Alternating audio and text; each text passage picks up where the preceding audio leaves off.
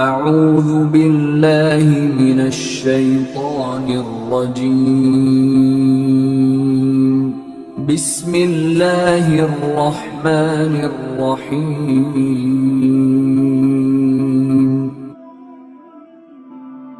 وہ حضرت عمر فاروق کا بھی ہے نا، حضرت عمر فاروق ڈنڈا رکھتے تھے ہاتھ میں، بھائی کون بندہ گڑبڑ کر رہا ہے مارو اس کو۔ یہ حضرت عمر فاروق کا کیا تھا جی؟ روب اور دبدبا اور جہو جلال تھا حضرت عمر رضی اللہ تعالیٰ عنہ کا۔ اور جا رہے تھے، ہاتھ میں درہ تھا، سامنے سے شرابی آ رہا ہے، بوتل شراب کی ہے۔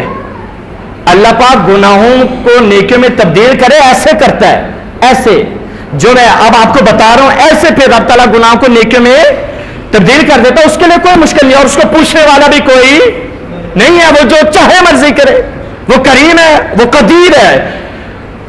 عمر نے دیکھا بندہ آ رہا ہے، بندے نے نا ہاتھ میں بوتل پکڑے، بندے نے بھی دیکھ لیا عمر آ رہا ہے، اس نے کیا کیا، فٹافٹ نا چھپا لی اور دل میں کہنے لگا مالک بس آج بچا لے، دوبارہ نہیں کروں گا، بس آج بچا لے، دوبارہ نہیں کروں گا، آج بچا لے، دوبارہ شراب نہیں پیوں گا۔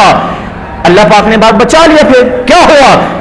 عمر فاروق اور وہ قریب آ گئے، حضرت عمر فاروق نے سلام کیا، وعلیکم السلام ہوا، پوچھا کیا ہے، بغل میں کیا چھپایا؟ پتہ تو چل گیا تھا کہ بوتل ہے، پوچھا کیا ہے؟ کہنے لگا کہ عمر کچھ بھی نہیں ہے، چھپایا تو نے کچھ، دکھا کیا ہے؟ کہنے لگا سرکے کی بوتل ہے۔ کس کی بوتل ہے؟ سرکے کی بوتل ہے۔ عمر نے فرمایا کہ نکال کے دکھا۔ راوی کہتے ہیں کہ جب اس نے نکالا نا، تھی شراب، اس نے جیسے ہی توبہ کی نا، اللہ پاک نے اسی شراب کو سرکہ بنا دیا تھا۔ اللہ پاک ایسے بدلتا ہے، پھر ایسے بدلتا ہے تقدیر، راستہ تو اللہ پاک دیتا ہے، ہم کہاں بھٹکتے پھر رہے ہیں، ہم کہاں ہیں؟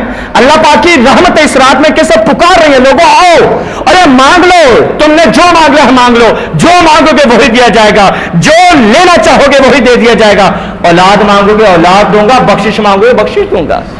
لیکن توبہ ایسی ہونی چاہیے، ایسی پکی توبہ ہونی چاہیے